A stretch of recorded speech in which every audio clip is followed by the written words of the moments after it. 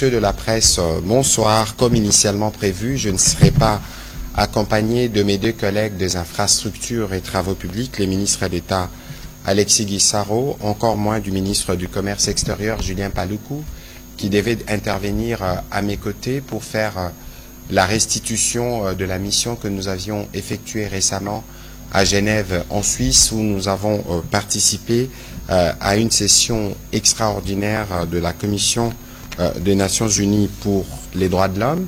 Nous avions prévu de faire aussi une réaction du gouvernement par rapport au communiqué que vous avez lu au terme de la dernière réunion de la SADC et de l'EAC, parce qu'évidemment, il y a des questions pour lesquelles vous sollicitez à avoir des éléments d'éclairage. Dès que mes collègues seront disponibles, nous pourrons évidemment revenir au devant de vous pour que nous puissions discuter de ces sujets. Mais bien avant que nous ne puissions continuer dans les discussions de ce soir, je voudrais qu'on revienne sur la sensibilité et l'importance de la réunion à laquelle nous avons pris part à Genève en Suisse. Je voudrais qu'on réécoute notre ambassadeur à Genève et nous pourrons évidemment revenir sur ces plateaux pour quelques éléments avant que nous puissions vous donner la parole pour des questions. Donc en accord avec la technique, on va écouter ce qu'a été la demande de la République démocratique du Congo au monde rassemblé au commissariat des Nations Unies pour le droit de l'homme.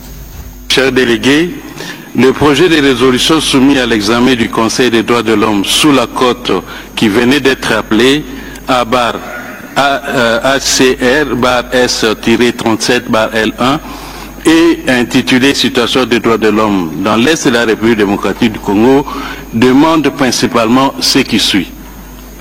Que le haut commissaire aux droits de l'homme établisse d'urgence une mission d'établissement de faits sur de graves violations et atteintes aux droits de l'homme et les graves violations du droit international humanitaire commises dans les provinces du Nord et du Sud Kivu dans l'Est de la République démocratique du Congo, avec un mandat bien précis, principalement celui d'enquêter et d'établir les faits, les circonstances et les origines fondamentales de toutes les allégations de violations des droits de l'homme et d'atteinte à ces droits et de violations du droit international humanitaire, y compris celles touchant les femmes et les enfants et celles qui impliquent les violences sexuelles et sexistes.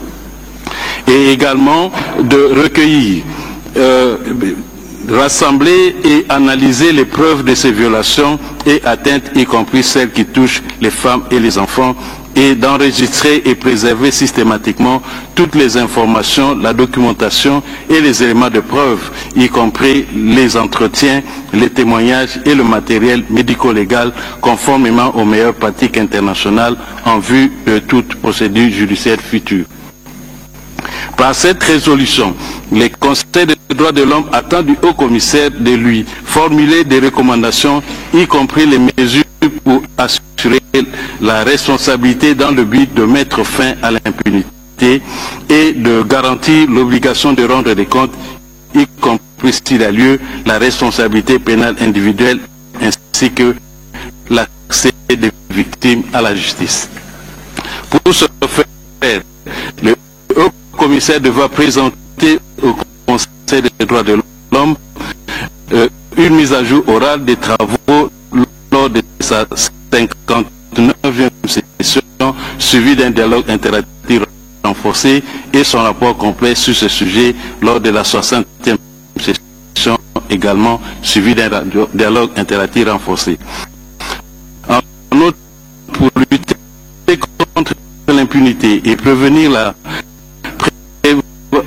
répétition de ces violations et atteintes des droits de l'homme et les violations du droit international humanitaire, le Conseil demande au Rwanda de respecter la souveraineté et l'intégrité territoriale de la RDC, de retirer ses troupes du territoire de la RDC et de cesser tout soutien au M23. Par ailleurs, afin de pérenniser la culture de la redevabilité en matière de violation des droits de l'homme dans cette partie du territoire national de la RDC en proie régulièrement à des attaques des forces armées étrangères et à des milices et forces négatives, la résolution propose également la création, à la fin du mandat de la mission d'observation de faits, d'une commission d'enquête indépendante pour poursuivre les travaux entrepris par la mission d'établissement des faits et avec le même mandat. Donc ma délégation réitère son appel à la profonde solidarité que vous avez démontré à l'endroit du peuple congolais par le soutien massif avec le vote par consensus de ce projet de résolution. Je vous remercie. Voilà, c'était la demande de la République démocratique du Congo qui a été lue à l'occasion par notre ambassadeur à Genève, Paul Impolé.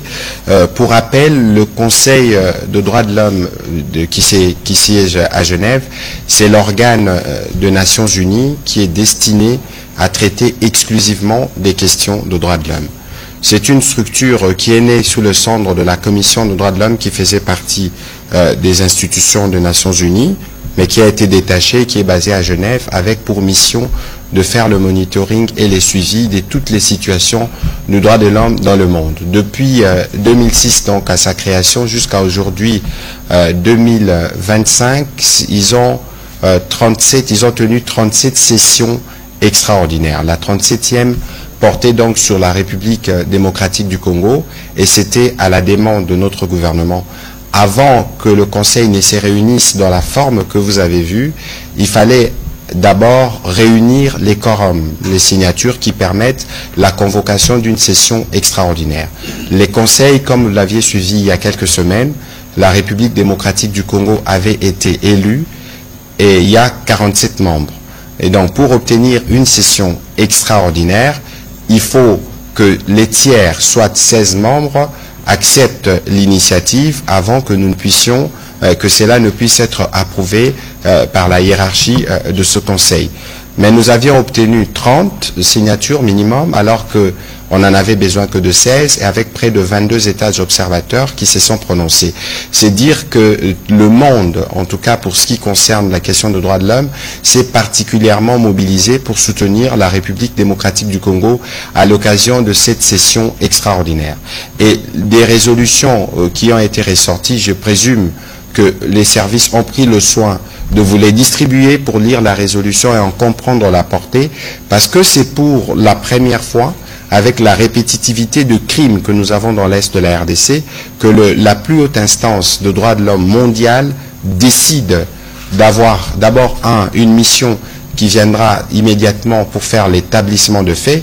Ça veut dire le carnage dont on parle quotidiennement de plus de 3000 compatriotes a été précédé par des bombardements sur des camps des déplacés, des bombardements sur des écoles, des attaques sur le membre de la MONUSCO, des attaques sur les forces de la SAMI RDC. Il y a eu un étrange mélange des crimes commis de manière claire par les militaires et les soldats rwandais qui étaient dans cette opération dans la province du Nord Kivu, spécifiquement à Goma. Tout cela devra être suivi de près parce que nous voulons ici que justice puisse être faite pour que tous ceux qui se complaisent à rester dans ces cycles répétitifs de violence de la RDC puissent se terminer. Vous avez suivi les débats qui étaient en direct sur la télévision nationale. Vous avez suivi tous ces pays du monde qui se sont exprimés et qui ont dit clairement le nom du bourreau, le Rwanda, et la nécessité pour lui d'abord de retirer ses troupes du territoire de la République démocratique du Congo, mais aussi de cesser d'apporter ce soutien à ce mouvement pantin du M23 que vous connaissez bien de mauvaise réputation. Et donc pour nous, ça représentait un moment important. C'est pour ça qu'il y a eu une grosse délégation gouvernementale qui est partie en appui à l'ambassadeur qui est sur place. Un moment important parce que la résolution que nous avons préparée à partir de Kinshasa a été approuvée à l'unanimité. Et donc c'était un bon point sur le point à la fois diplomatique, médiatique, mais aussi judiciaire, parce qu'ici nous voulons nous avons démontré au monde entier que les crimes qui sont commis ou qui ont été commis sont d'une extrême gravité, et donc les enquêtes partiront de la période de janvier 2022 jusqu'à ces jours. Évidemment, je pourrai revenir lorsqu'il vous sera donné de poser des questions sur d'autres éléments qui vous permettront de mieux comprendre le sens de cette démarche et ce que nous avons obtenu comme acquis qui permettra dans un bref avenir de commencer les investigations. D'abord l'inspection des faits, ensuite les investigations suivant les normes tracées par le Haut Conseil des droits de l'homme des Nations Unies pour nous permettre d'obtenir la lumière et d'amener devant la justice tous ceux qui se complaisent dans la commission des crimes de guerre tels que nous l'avions présenté. Parallèlement à la réunion qui s'était née à Genève, il y avait eu la réunion des Malabo, de chefs d'État de la communauté des États de l'Afrique centrale, où vous avez vu aussi sûrement la colère du vice-ministre de la Défense qui y participait dans la réunion des experts avant la réunion des chefs d'État, et où il a été clairement demandé au Rwanda de lever ses troupes de la République démocratique du Congo. Évidemment, il a été condamné. La même condamnation avait fait l'objet il y a quelques jours d'une réunion de la SADC quand elle s'était réunie, et vous avez suivi que samedi, le président de la République a participé en virtuel à la réunion des chefs d'État de deux communautés, de l'EAC et de la SADC, qui devaient plancher spécifiquement sur comment nous sortons de la situation actuellement à Goma, où nos populations, nos milliers de populations sont obligées de déployer sous la dictature des occupants, mais aussi le besoin pour eux d'acheminer urgemment une aide humanitaire. Vous savez que là-bas, nous avons 2 millions de compatriotes, certains qui étaient dans des cas de déplacés et qui sont dans des situations qui requièrent une action immédiate. À ces propos, je pense que vous avez tous lu les communiqués qui avaient été faits à cet effet hier par le gouvernement, où nous avons pris acte des mesures immédiates, notamment les cessez-le-feu immédiats et la cessation des hostilités, l'acheminement urgent d'une assistance humanitaire, y compris les rapatriements des dépouilles et l'évacuation des blessés, l'ouverture et la sécurisation de principaux axes logistiques, y compris le voie routière et lacustre, la réouverture immédiate de l'aéroport de Goma et la sécurisation de la ville de Goma et des environs. Le gouvernement aussi a réaffirmé le rôle central de processus de Luanda et de Nairobi, qui aujourd'hui représente pour nous la boussole qui peut nous permettre d'aller justement tacler, pour utiliser, franciser un verbe anglais, pour aller donner une réponse rapide à la situation qui se passe dans l'est de la République démocratique du Congo. Si les présidents rwandais étaient venus à Luanda, on ne parlerait pas de ce dont on parle aujourd'hui. Donc il est clair, évident, que c'est lui qui est l'obstacle à la paix est connu, et l'occasion de la réunion des deux communautés, à la fois de l'Afrique orientale, l'EAC, de l'Afrique australe, la SADC, a permis de baliser la voie à ce qui doit normalement permettre le retour à la normale. Je sais qu'il y aura des questions des part et d'autres sur ces sujets-là, parce que ce n'est pas le premier sommet qui sort des recommandations contraignantes et qui doivent être appliquées de tous. Mais vous savez, le président de la République, comme nous tous, nous avons toujours pensé qu'il est possible de faire la paix. Donc, mais cela ne nous empêche pas de rester vigilants dans ce qui doit être fait. Et d'ailleurs, bien avant que je n'arrive ici, nous étions en réunion avec le président de la République et la première ministre. Nous avons eu l'occasion à la fois de faire la restitution de la mission de Genève, mais aussi de parler évidemment du sommet qui s'est tenu à Dar es Salaam, mais aussi les différentes implications de ce que doit être notre part de responsabilité pour permettre la mise en œuvre des résolutions qui en sont ressorties. Voilà au plan ce que je peux dire en termes d'introduction à ces briefings de ce soir, mais je dois rappeler que nous restons tous solidaires de la population, de notre population qui place sous l'occupation rwandaise à Goma. Nous voyons tous les jours des cas des exactions, mais nous leur demandons d'être courageux, parce que l'action qui est faite au niveau du président de la République permettra de leur sortir du diktat des agresseurs qui ont tué impunément jeunes, femmes et casques bleus. Voilà ce que je pouvais dire en liminaire pour vous permettre de poser vos questions sur les sujets qui ont été tout à l'heure. On va commencer la série avec M. Jacques Mlouba.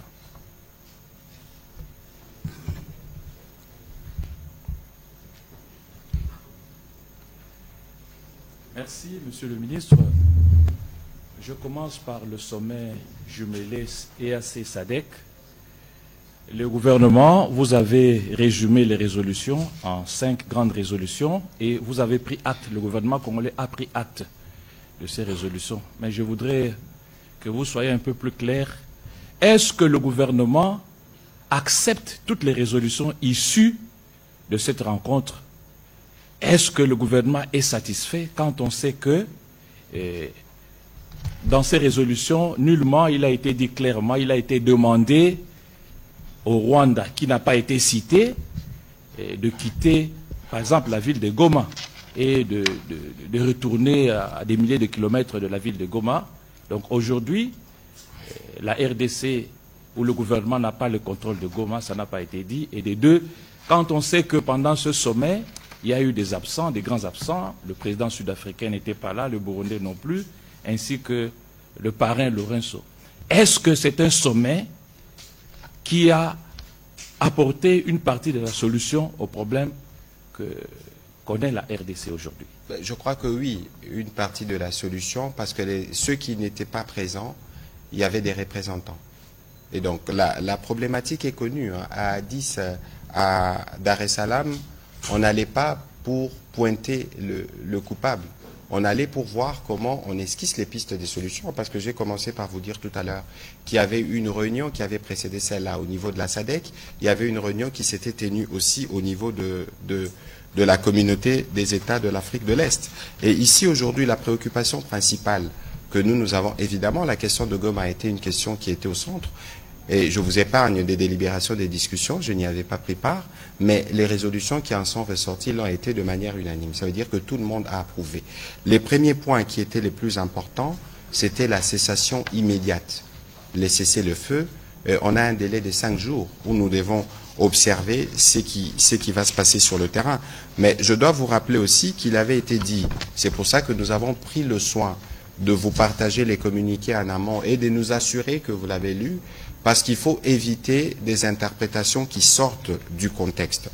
Le premier point, les sommets de point 10, les sommets conjoints, c'est rappelé que les sommets de l'EAC et la SADC ont tous délibéré sur la situation dans l'Est de la RDC et ont lancé un appel aux actions suivantes.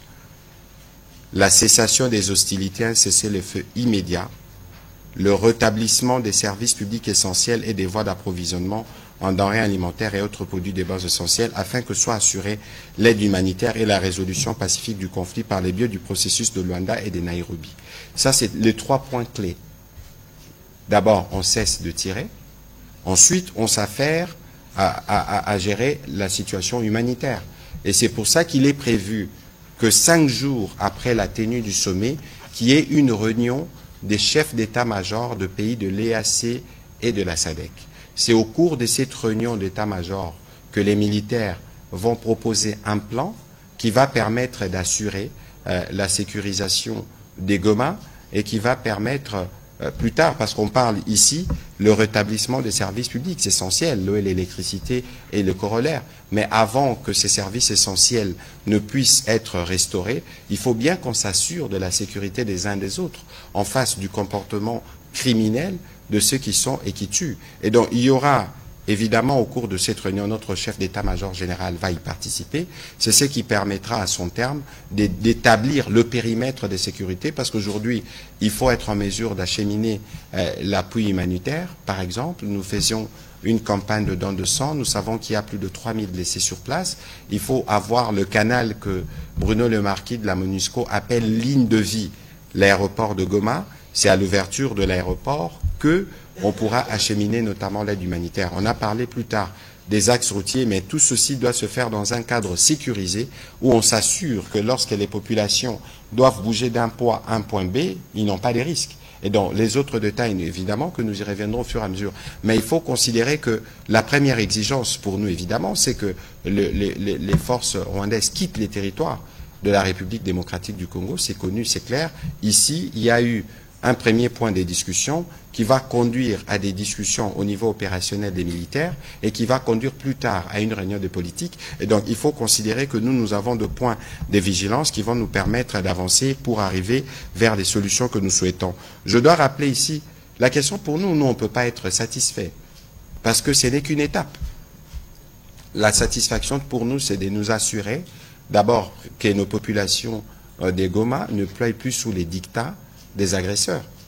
Et ceci doit s'étendre partout dans le cadre de ce qui avait été convenu. C'est ça l'objectif du gouvernement. Parce que lorsque nous vous disons que nous avons des fronts, un front militaire, un front diplomatique, un front judiciaire, un front médiatique, un front économique, on a même rajouté un front spirituel, c'est la combinaison de tous ces fronts qui vont nous permettre d'avancer. Ici, il y avait une grosse pression qui pesait sur la région, parce qu'il y avait des risques d'embrasement, et cette réunion a permis de baliser la voie, et nous allons être évidemment vigilants dans les cadres du suivi de ce qui avait été convenu et des actes qui doivent être posés par les uns les autres pour que nous puissions, nous, arriver à notre objectif qui est celle de la restauration de la sécurité à Goma, avec évidemment les départs des agresseurs et surtout immédiatement la possibilité pour nous d'envoyer de l'aide humanitaire à nos compatriotes et voir comment soulager les cas des blessés et de ceux qui sont pris ceux qui sont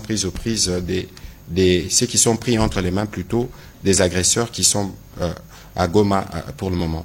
Voilà.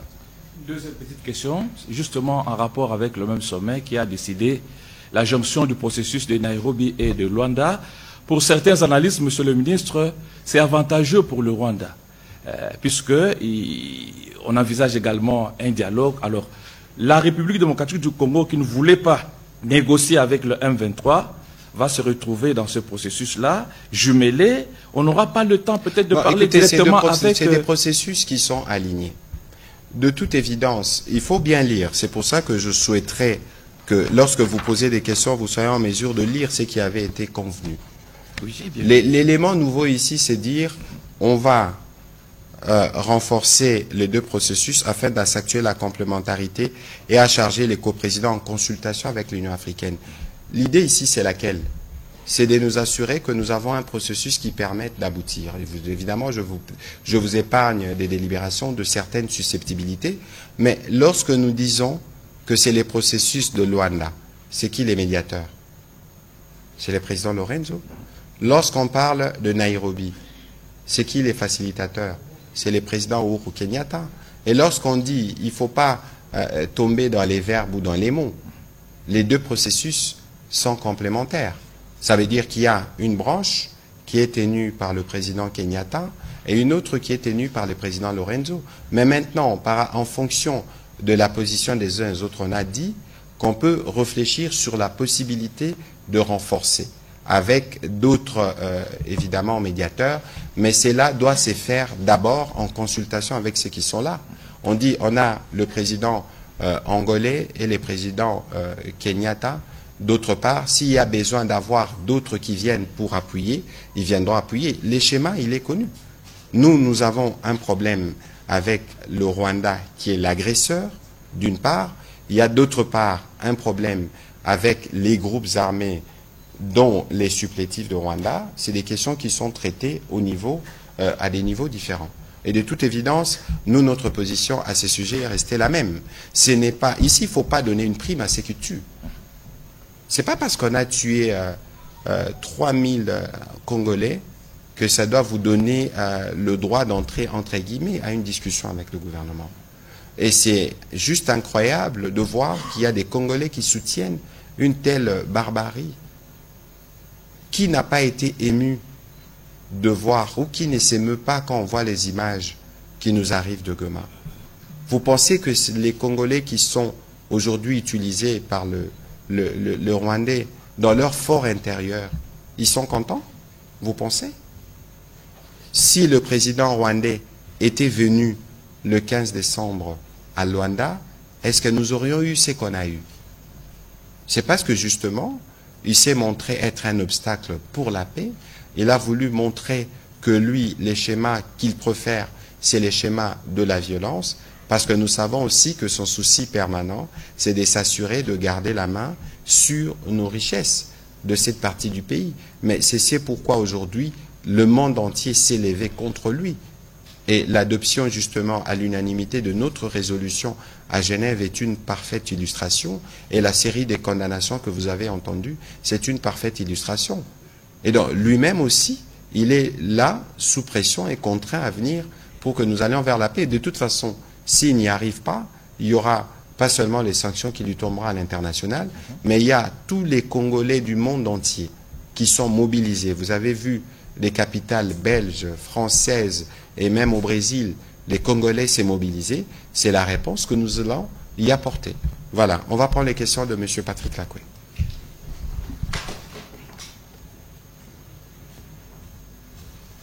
Excellence, merci pour la parole. Revenons au Conseil de droits de l'homme des Nations Unies. Quels sont les éléments d'enquête qui sont clairement définis pour arriver à des résolutions par rapport à tout ce que vous avez demandé, puisque le Conseil prend acte d'une enquête, mais quels sont les éléments qui vont permettre à condamner ces agressions? Nous sommes au début d'un processus où il y a des faits graves qui ont été commis. Nous savons par exemple que c'est l'armée rwandaise qui a tiré sur les casques bleus de la MONUSCO, crime de guerre. Nous savons qu'ils ont tiré sur les sites des déplacés, notamment à Roussayo. C'est aussi une autre forme de crime de guerre. Nous avons en tout cas aujourd'hui la possibilité de noter qu'il y a eu des crimes imprescriptibles. Mais ici, parce qu'il y a un besoin de justice, la justice fonctionne suivant des règles. Et donc c'est pour ça que au niveau du Haut Conseil des Nations Unies pour le droit de l'homme, on a voulu commencer par les commencements, où on veut d'abord envoyer une mission qui va faire l'établissement de faits et qui sera suivie par une commission d'enquête qui viendra investiguer sur chaque cas qui seront répertoriés. On a beaucoup insisté sur les violences ou les violations des droits de l'homme commis sur les femmes et les enfants.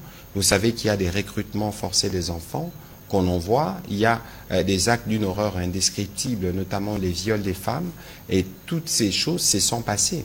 Mais ici, il ne faudra pas seulement venir faire comme une collecte de tout ce qui s'était passé, mais il faut aller jusqu'à établir la responsabilité des uns et des autres. Je vous donne une illustration.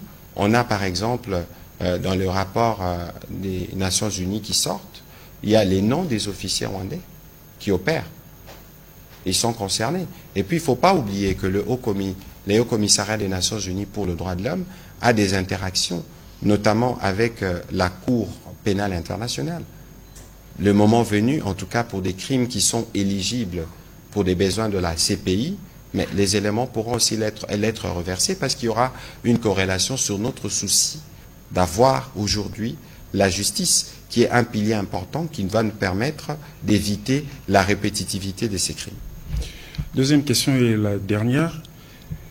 Un autre sommet, EAC, SADC, mais les dispositions, qu'est-ce que vous avez mis comme mécanisme pour que les résolutions soient respectées? Puisqu'il y a des condamnations, on condamne, mais l'application reste... Bon, écoutez, je vous ai dit tout à l'heure en liminaire que nous étions vigilants.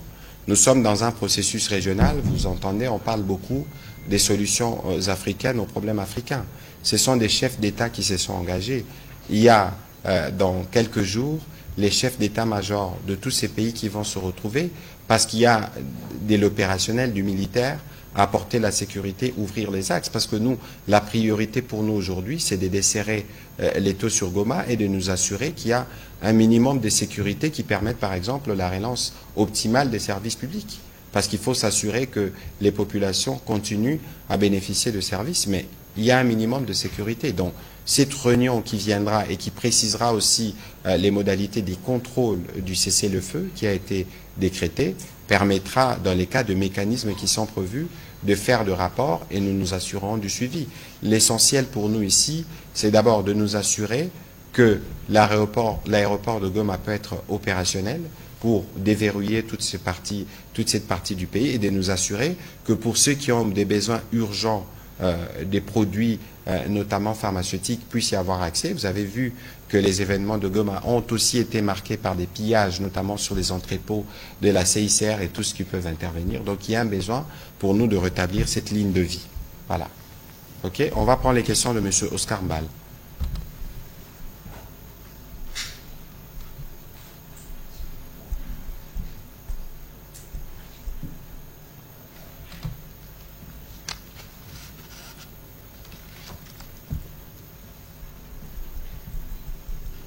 Merci, Monsieur le Ministre, pour la parole. J'ai deux petites questions.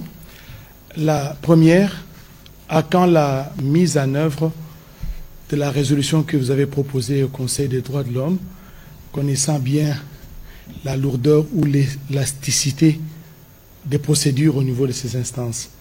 À quand la mise en œuvre effective de cette résolution? Deuxième petite question, je voudrais avoir votre appréciation, votre commentaire sur la démarche des princes de l'Église, ECC, SENCO ils ont rencontré les chefs de l'État, ils ont eu des échanges avec les opposants et d'autres leaders politiques. Comment vous trouvez cette démarche? Écoutez, pour la première question, vous avez parlé de mise en œuvre effective. En tout cas, dans l'esprit des discussions, cela devrait se faire dans l'urgence. Évidemment, il y a des us et coutumes au sein du Haut Commissariat, mais en tout cas, il est prévu que très rapidement, on parlait de délai d'1 à 2 semaines, constituer cette mission et l'envoyer sur place, parce qu'il faut s'assurer aussi des conditions de sécurité de cette mission qui doit se rendre à la fois au nord Kivu et dans les sud Kivu pour être en mesure de documenter. La période a été fixée à partir de janvier 2022 jusqu'à ces jours. Donc il y a tous ces éléments qui sont importants et qui doivent rentrer en compte, mais le monde entier a compris l'urgence. S'il y a eu justement ce vote à l'unanimité, c'est parce que face à la barbarie et aux actes qui ont été posés et au risque justement que cela se pose encore, parce que nous connaissons les aventures rwandaises sur notre territoire, il y a bien évidemment besoin de passer un message à tous ces criminels, y compris à leur chef, pour montrer que cette fois-ci, ce n'est pas seulement la République démocratique du Congo, mais c'est le monde entier qui s'élève contre l'horreur qui a été commise et surtout pour la nécessité que ceux qui ont commis ces horreurs puissent en répondre devant la loi. Alors, la deuxième question sur la démarche des pères de... Bien avant d'ailleurs que je ne commente la démarche des princes de l'Église, il y a une constante ici.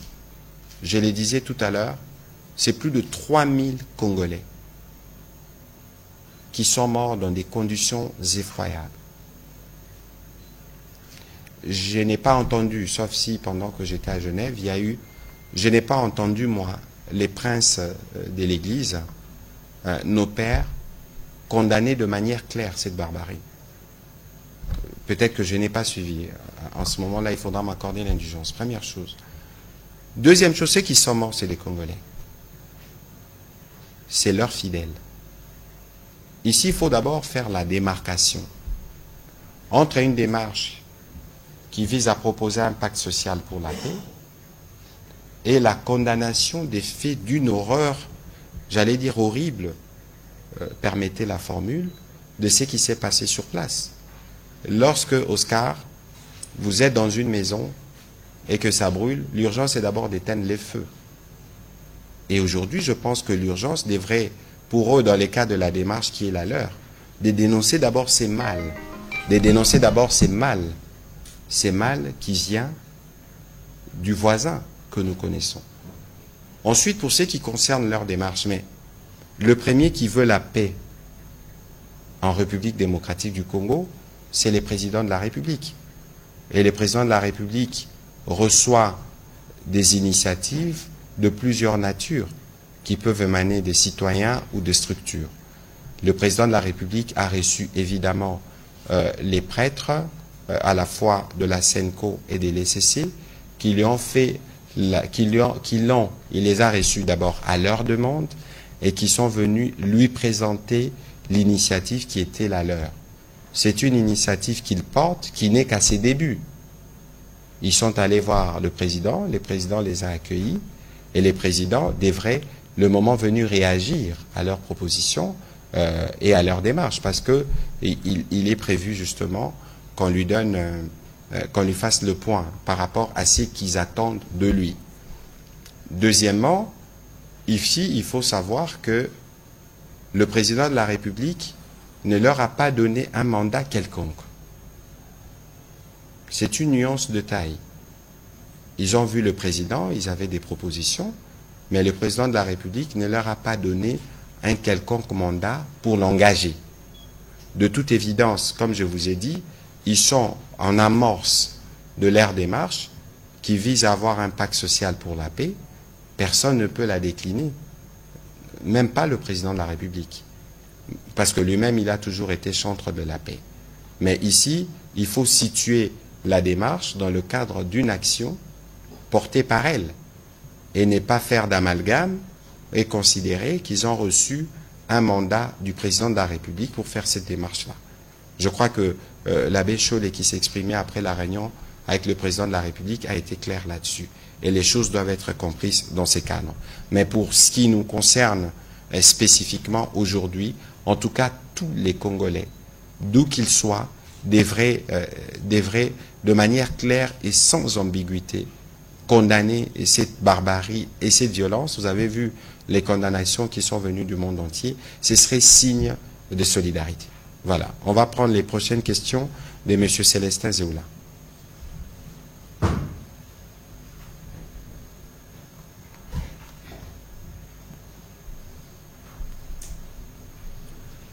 Merci beaucoup, Monsieur le ministre, pour la parole. J'ai 3 petites questions. La première, qu'est-ce que le gouvernement congolais envisage au cas où les cessez-le-feu et puis les retraits des militaires rwandais n'est pas effectif? Bon, écoutez, nous savons avec qui nous sommes dans ces conflits. Nous connaissons les méthodes. Et parce que nous connaissons les méthodes, nous avons une thérapie.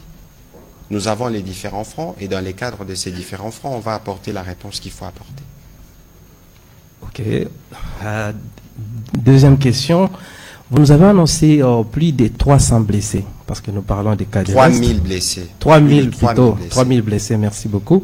Alors, les établissements sanitaires sont presque pleins. Comment le gouvernement travaille-t-il avec les agents de santé qui sont sur le terrain pour prendre soin de ceux qui sont blessés et éviter... D'abord, sur cette question, on a déjà répondu à ça avec le ministre de la Santé qui était ici, où des gens s'est demandé comment vous collectez les sangs pour envoyer là-bas. Et les chiffres que nous vous communiquons ici, ce sont des chiffres qui sont consolidés. Parce qu'il ne faut pas oublier qu'au niveau du ministère de la Santé, il y a des relais avec les différentes zones de santé qui sont basées dans les Nord Kivu et qu'il y a des cas qui ont été recensés au niveau de ces zones de santé et qui ont communiqué de chiffres ici à Kinshasa. Et donc, les nombres des blessés et de morts, des blessés dont on parle, c'est des blessés qui sont dans des structures spécialisées. Sûrement qu'il y en a encore beaucoup d'autres, parce que les capacités d'accueil étaient évidemment toutes débordées. Ensuite, sur la question de l'acheminement, par exemple, de sang, c'est pas pour rien qu'on parle des organisations humanitaires avec lesquelles on travaille. Même l'occupant rwandais qui est là le sait, que même si nous sommes en temps de guerre, vous ne pouvez pas empêcher aux populations de bénéficier des soins qu'il faut. Imaginez une minute que s'il y a besoin de sang pour nos populations qui sont touchées et qui sont blessées à Goma, imaginez que vous leur dites les soins doivent venir de l'autre côté. Qui va l'accepter? C'est psychologique. Et donc ici, nous, dans les cadres justement des structures qui travaillent de commun accord, des structures internationales et ONG qui travaillent avec le ministère de la Santé, on s'assure que tout ce qui peut être collecté puisse être acheminé. Pourquoi pensez-vous alors que les Nations Unies parlent de l'ouverture de l'aéroport de Goma comme une ligne de vie? Une ligne de vie parce que par l'aéroport, on peut nous assurer qu'on fasse parvenir plus rapidement certains produits et ramener certains experts, parce qu'il y a besoin de le faire. Mais s'il faut parler de l'aéroport, est-ce que vous savez que les agresseurs ont détruit la tour des contrôles? En tout cas, le matériel de la tour de contrôle a été endommagé. Et qu'il y a eu des explosions sur la piste. Et qu'aujourd'hui, il y a un travail qui s'est fait au niveau du ministère du Transport. Il y a un besoin aujourd'hui de faire très rapidement un état des lieux de la piste qui permettent d'intervenir pour être en mesure de la rendre opérationnelle, pour pouvoir accueillir notamment des vols humanitaires.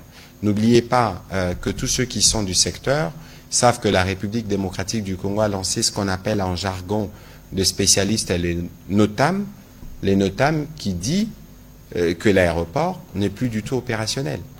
Il peut l'être pour de vols tactiques précis. C'est pour ça qu'il est important, dans les cadres du mécanisme qui a été prévu, de la réunion des différents chefs d'état-major qui est attendu les 5 prochains, qu'on discute de ces sujets, qu'on voie les conditions de sécurité, qu'on réunisse ces conditions de sécurité pour permettre aux experts de venir travailler au niveau de la tour de contrôle, réparer la piste et s'assurer que l'aéroport peut accueillir de vols sans difficulté.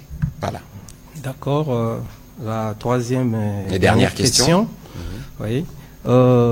Qu'est-ce que le gouvernement congolais envisage après que le militaire rwandais et l'air supplétif soient quittés, lorsqu'ils auront quitté les sols congolais. Est-ce que, n'est-ce pas, c'est possible à ce que les gouvernements puissent adopter la mesure comme les États-Unis aujourd'hui qui construisent les murs vers les frontières? Bon, écoutez, nous n'y sommes pas encore. Nous entendons beaucoup cette idée, mais il faut comprendre d'abord la philosophie du président de la République. Aujourd'hui, nous n'avons pas des problèmes avec les peuples rwandais. Le problème, c'est le président rwandais qui répand d'ailleurs un discours mensonger. C'était pour ça d'ailleurs que nous devions être ce soir avec le ministre d'État, ministre Gisaro, qui devait s'exprimer pour le compte de sa communauté. Vous savez qu'il est de la communauté Banyamulenge ou Tutsi, qui allait répéter ce qu'il a déjà dit ici. Ils n'ont jamais donné un quelconque mandat au président rwandais pour se présenter comme lui, les défenseurs des Tutsis qui seraient massacrés en République démocratique du Congo. Vous êtes des professionnels des médias. Combien de cas des massacres de populations Tutsis vous enregistrez? Et aujourd'hui, nous avons les membres de cette communauté. Regardez le ministre Gisaro, qui est ministre d'État, ministre des Infrastructures. C'est lui qui a la charge de construire les routes dans toute la République démocratique du Congo. Alors comment, dans un pays où vous dites qu'il y a un massacre de Tutsis en cours, on peut en avoir un qui soit si haut placé? C'est lui qui combat qui commande nos forces à la 3e zone de défense, les générales Masunzu, Pacifique. Il est de quelle communauté?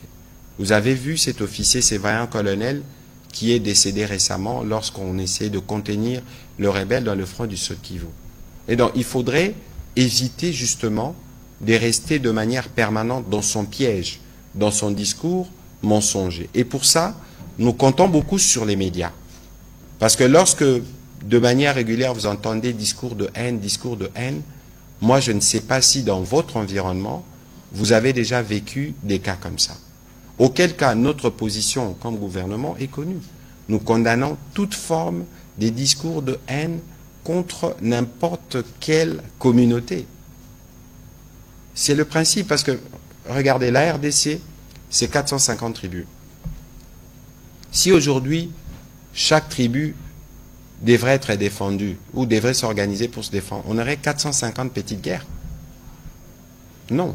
Dans un pays, c'est la police et l'armée qui se chargent de la protection de toutes les communautés. Cette stigmatisation dont fait preuve le président rwandais expose nos frères qui sont membres de cette communauté.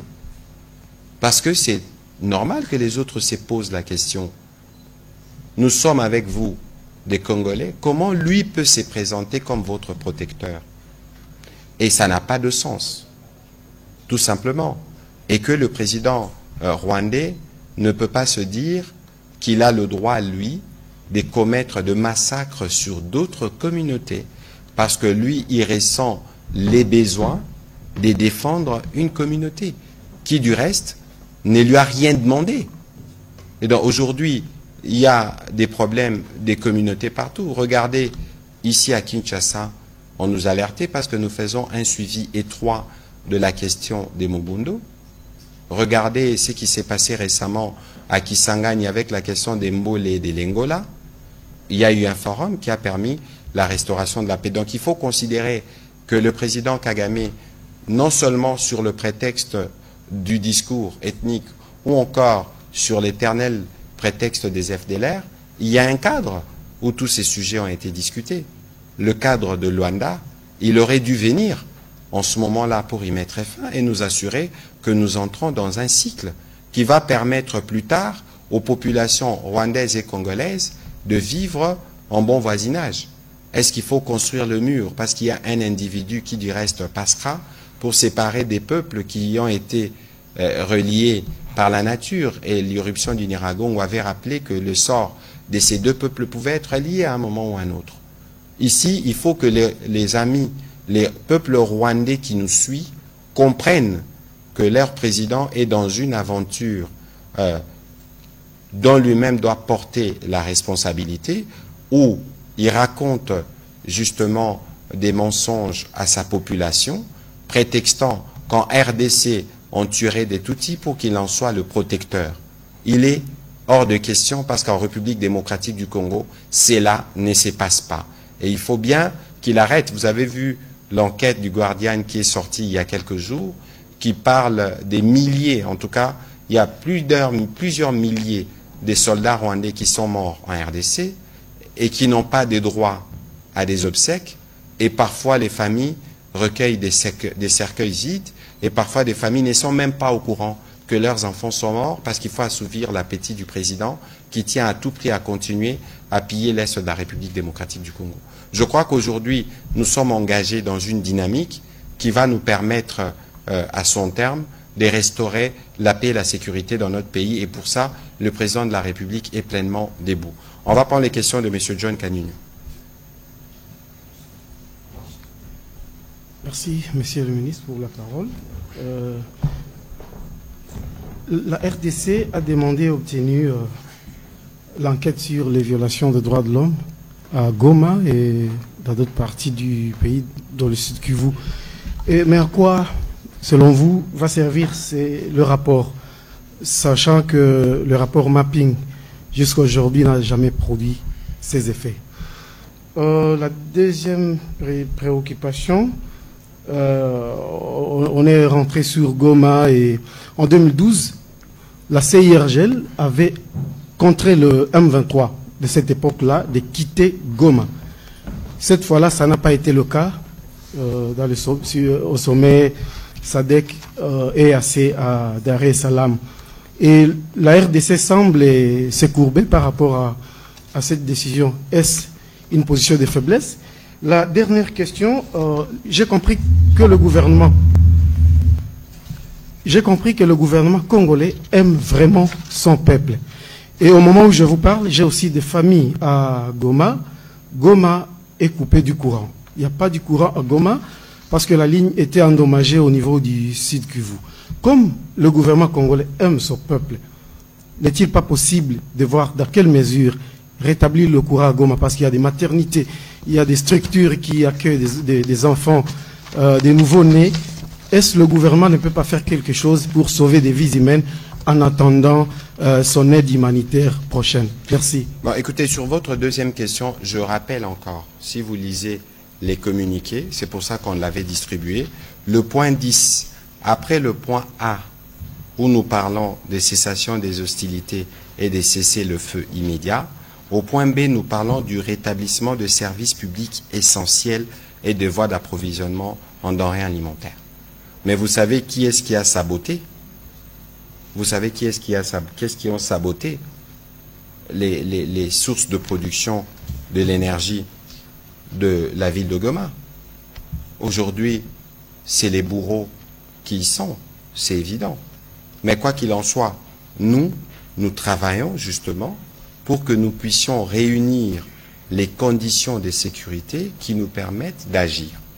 Et c'est ça qui fera l'objet de la réunion prévue avec les différents chefs d'état-major, parce qu'il faut s'assurer que lorsqu'on mettra en place un dispositif de sécurité et que les voies sont sécurisées, qu'il n'y ait pas de tracasseries et qu'il n'y ait pas des balles qui finissent sur la tête des paisibles populations, parce que nous connaissons les méthodes et la barbarie de l'armée rwandaise. Alors, sur le premier volet de votre question, vous avez dit CIRGL. Les contextes ne sont pas les mêmes. Ici, nous sommes dans un contexte où nous étions déjà à table. Et ça fait plus de 2 ans que nous y étions. Et dans ces contextes-là, on avait déjà convenu de plusieurs étapes de comment les choses devraient se passer. Mais ici, vous avez quelqu'un qui n'est pas venu. J'aimerais que vous puissiez lire, parce que ça, pour nous, c'était un point crucial. Le point 15. Le sommet a appelé à mettre en œuvre le concept des opérations CONOPS du plan harmonisé conçu pour neutraliser les FDLR et suspendre les mesures défensives du Rwanda, ainsi que pour désengager ses forces depuis la République démocratique du Congo conformément aux engagements pris dans les cadres du processus de Luanda. Point 15. Point 17. Le sommet a recommandé que les modalités de retrait des forces armées étrangères non invitées du territoire de la République démocratique du Congo puissent être élaborées et mises en œuvre. Pour nous, c'est une question prioritaire.